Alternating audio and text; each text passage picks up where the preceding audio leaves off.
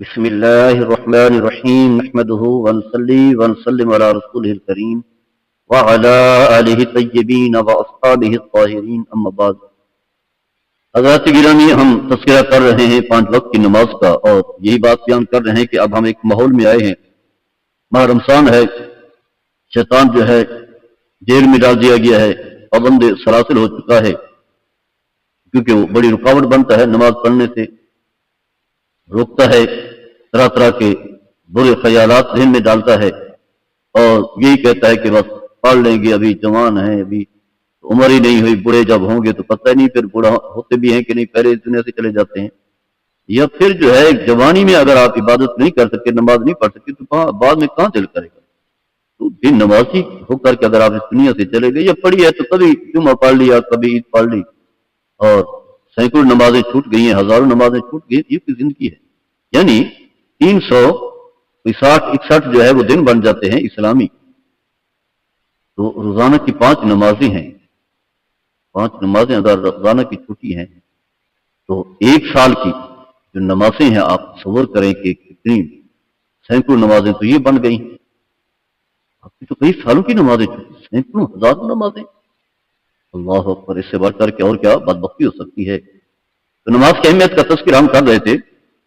حضرت عبداللہ بن عمر اور رضی اللہ تعالی عنہما اس حدیث کے راوی ہیں. فرماتے ہیں کہ نبی کریم صلی اللہ تعالی علیہ وسلم نے فرمایا بنی الاسلام علی 5، اسلام کی بنیاد 5 چیزوں پر ہے. وہ کہ اسلام ایک پلر ہے، اسلام ایک عمارت ہے، اور اس کے 5 جو ہے پلر ہیں. ان میں سے پہلے کیا ہے؟ فرمایا شہادت اللہ الہ الا اللہ وان محمد رسول اللہ. اس بات کی گواہی دینا کہ اللہ ہی معبود برحق ہے، اور اس بات کی گواہی دینا کہ محمد صلی اللہ تعالی علیہ وسلم اللہ تعالی کے سچے رسول ہیں. یہ پہلا ستون ہے. گویا کہ کلمہ پڑھ کے انسان اسلام میں داخل ہو جاتا ہے، پھر باقی احکام لاگو ہوتے ہیں. اس کے بعد فرمایا واقام الصلاۃ، نماز قائم کرنا ہے. دوسرا ہے نماز کا ذکر، یعنی ایمان اسلام لانے کے بعد پھر جو ہے سب سے پہلے جس کا تذکرہ ہے وہ نماز. تیسرا بھائی زکوٰۃ ادا کرنا صاحب نصاب پر ہوگی. والحج، حج بیت اللہ ہے. وصوم رمضان، اور ماہ رمضان کے روزے. متفق علیہ حدیث ہے، بخاری میں بھی ہے، مسلم میں بھی ہے. تو گویا کہ اس بات کو واضح کر دیا گیا کہ نماز، اگر آپ نماز پڑھ رہے ہیں تو اسلام کی تقویت کا باعث ہیں. اگر آپ نماز نہیں پڑھ رہے تو پھر اسلام کی عمارت کو گرانے کے در پہ.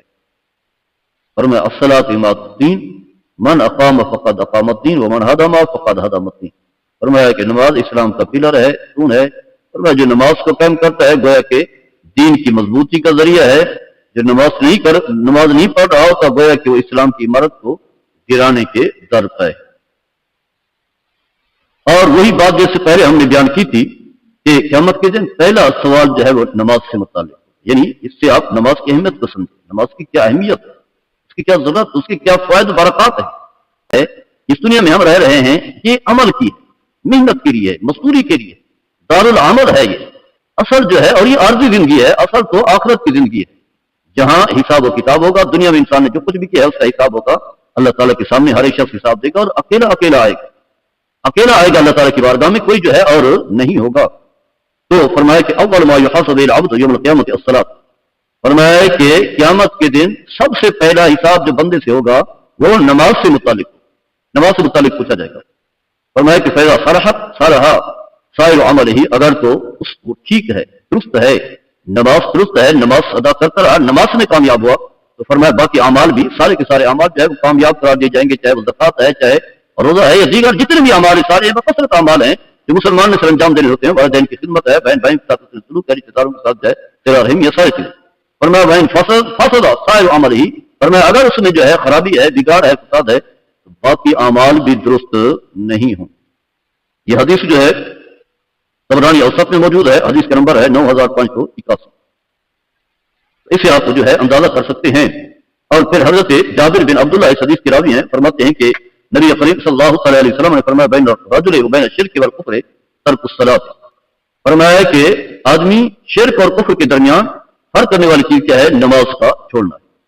گویا کہ جو شخص نماز چھوڑ دیتا ہے اسلام سے نکل کر شرک اور کفر میں داخل ہو جاتا ہے، اس کا پھر اسلام کے ساتھ کوئی لینا دینا نہیں ہوتا. صحیح مسلم حدیث ہے، حدیث کا نمبر ہے 82. اور اس کی فوائد اور برکات تو خیر بہت سارے ہیں. بہت سارے برکات ہیں نماز پڑھنے کے. ان میں سے ایک فائدہ یہ بھی ہے کہ جب نماز پڑھنے والا نماز پڑھتا ہے تو پھر نماز جو ہے گناہوں کے لیے رکاوٹ بن جاتی ہے، دیوار بن جاتی ہے، آڑ بن جاتی ہے، اور پھر انسان سے نمازی سے گناہ نہیں ہوتا. کبھی وہ چوری نہیں کرے گا، کبھی زنا نہیں کرے گا، کبھی شراب نوشی نہیں کرے گا. تو یہ اعتراض کرے بھی نمازی ہیں، چوریاں بھی کرتے ہیں، جھوٹ بھی بولتے ہیں. وہ نمازی ہیں جو نماز پڑھتے ہیں لیکن خشوع کے ساتھ نہیں پڑھتے. جو صحیح طریقے سے نماز پڑھتا ہے، توجہ کے ساتھ، خشوع کے ساتھ، صحیح تعدیل ارکان کے ساتھ اور پوری توجہ انہماک کے ساتھ اور نماز کی قدر و منزلت کو سمجھتے ہوئے نماز پڑھتا ہے، تو حقیقت یہ ہے کہ وہ گناہ سے بچتا ہے، بدکاریوں سے بچتا ہے. کبھی ہو بھی جائے، کیونکہ انسان ہے، شیطان بھی تو ہے جو انسان کو گمراہ کرتا ہے، انسان کا نفس امارہ بھی ہے جو انسان کو برائی کی دعوت دیتا ہے. اگر ہو بھی جائے تو پھر وہ یہ نہیں ہے کہ وہ اس پر خوش ہوتا ہے، نادم و شرمندہ ہوتا ہے، اللہ کی بارگاہ میں توبہ کرتا ہے، رجوع کرتا ہے، معافی کا طلبگار ہوتا ہے. جب معافی مانگ لی تو گناہ دھل گیا، ایسے ہی گیا کہ اس نے گناہ ہی نہیں کیا. تو فرمایا ان الصلاۃ تنہا عن الفحشاء والمنکر، سورہ عنکبوت کی آیت نمبر 45 سے فرمایا بے شک نماز بے حیائی اور بدی برائی سے بے حیائی اور بدی سے جو ہے نماز جو ہے روکتی ہے. اور پھر آپ دیکھتے ہیں نبی کریم صلی اللہ علیہ وسلم نے جب موت کی گھڑی آئی تو اس وقت آپ صلی اللہ علیہ وسلم نے لوگوں کو بتایا، اپنے صحابہ سے فرمایا الصلاۃ الصلاۃ وما ملکت ایمانکم، فرمایا کہ دو چیزوں کی میں تمہیں وصیت کر رہا ہوں، ایک نماز کو نہیں چھوڑنا، نماز کو ترک نہیں کرنا، نماز کا اہتمام کرنا ہے، اور دوسرا فرمایا کہ جو تمہارے ماتحت ہیں، ملازمین ہیں، ان کے حقوق کا بھی خیال رکھنا ہے. گویا کہ اللہ حکم بھی ہے، حقوق اللہ کا بھی اہتمام کرنا ہے اور حقوق العباد کا. دو چیزوں کا آپ نے ذکر کیا ہے، اللہ کے حکام کو وجہ لانا ہے، سب سے حکم جو ہے وہ نماز ہے، اور پھر اس کے بعد جو ہے فرمایا وما ملکت ایمانکم. اس کے علاوہ نماز کی بدولت جو ہے انسان سے گناہ معاف ہوتے ہیں، گناہوں کا خاتمہ ہوتا ہے. نماز جو ہے گناہوں کے لیے کفارہ بن جاتی ہے، خطایات اور جتنے بھی گناہ ہیں. اللہ تبارک و تعالیٰ قرآن مجید میں ارشاد فرماتا ہے واقم الصلاۃ طرفی النہار، نماز قائم کریں دن کی دو جو گھڑیاں ہیں، یعنی صبح اور شام کی. اور پھر فرمایا وزلفا من اللیل، اور رات کی گھڑی میں فرمایا ان الحسنات یذهبن السیئات، نماز عبادت ہے بلکہ نیکی ہے، اور نیکی کا مجموعہ ہے، صرف ایک نیکی نہیں بلکہ نیکیوں کا مجموعہ ہے. اور جب آپ نماز پڑھیں گے، نماز کو سر انجام دیں گے، اس کا فائدہ یہ ہوگا کہ آپ کے گناہ کھل جائیں گے، ختمہ ہو جائے گا. فرمایا ذالک ذکر للذاکرین، یہ باتیں جو ہے نصیحت ہے لیکن ان لوگوں کے لیے جو نصیحت حاصل بھی کرنا چاہتے ہیں، عبرت حاصل کرنا چاہتے ہیں، جو عقائد کو سننا چاہتے ہیں. حضرت ابو ہریرہ رضی اللہ تعالیٰ عنہ حدیث کے راوی ہیں، فرماتے ہیں کہ نبی کریم صلی اللہ علیہ وسلم نے فرمایا ارأیتم لو ان نہرا بباب احدکم، اپنے صحابہ سے فرمایا یہ بتاؤ کہ اگر تم میں سے کسی ایک کے دروازے کے پاس نہر جاری، نہر بہہ رہی ہو، تو یغتسل منہ کل یوم 5 مرات، اور پھر کوئی شخص جو ہے روزانہ کی بنیاد پر 5 مرتبہ اس نہر میں غسل کرے، نہائے، جسم پر پانی بہائے، حال یبقى من درنہ شیء، یہ بتاؤ کہ اس کے جسم پر کوئی میل کچیل باقی رہے گی؟ اور لا یبقى من درنہ شیء، بات واضح تھی عرض کی یا رسول اللہ صلی اللہ علیہ وسلم اس کے جسم پر جو ہے کوئی میل کچیل باقی نہیں رہے گی. 5 مرتبہ نہا رہا ہے، یعنی اگر ایک مرتبہ انسان نہا لے تو میل کچیل ویسے ختم ہو جاتی ہے، تو جو روزانہ 5 مرتبہ غسل کر رہا ہے تو جسم پر کہاں میل کچیل رہتا ہے؟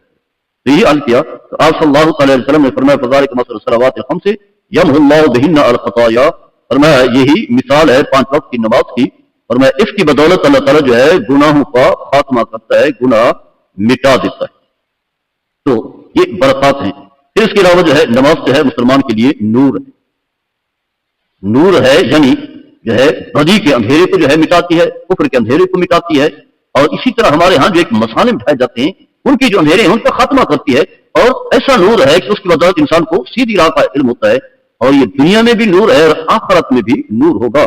صحیح مسلم کی حدیث ہے، راوی حضرت ابو مالک اشعری اور رضی اللہ تعالیٰ عنہ فرماتے ہیں کہ نبی کریم صلی اللہ علیہ وسلم نے فرمایا الطہور شطر الایمان، فرمایا طہارت صفائی فرمایا ایمان کا ایک حصہ ہے.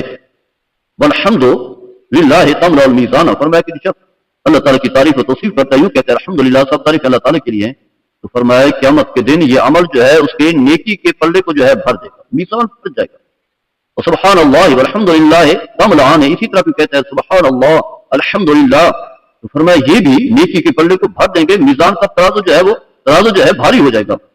اور تمر ما بین السماوات والارض، یا فرمایا زمین و آسمان کے درمیان جتنا بھی فاصلہ ہے اتنا جو ہے وہ خلا کو پر کر دیتا ہے. یعنی ان کلمات کی برکات آپ دیکھیں. اس کے بعد فرمایا والصلاۃ نور، نماز جو ہے وہ نور ہے، والصدقۃ برہان، اور جو شخص راہ خدا میں مال خرچ کرتا ہے، صدقات و خیرات کرتا ہے، اس کے لیے بنیاد ہے، دلیل ہے، بخشش کا ذریعہ ہے. اور پھر فرمایا والصبر والصیام، صبر جو ہے یہ بھی روشنی ہے، سیاہ ہے، چمک ہے.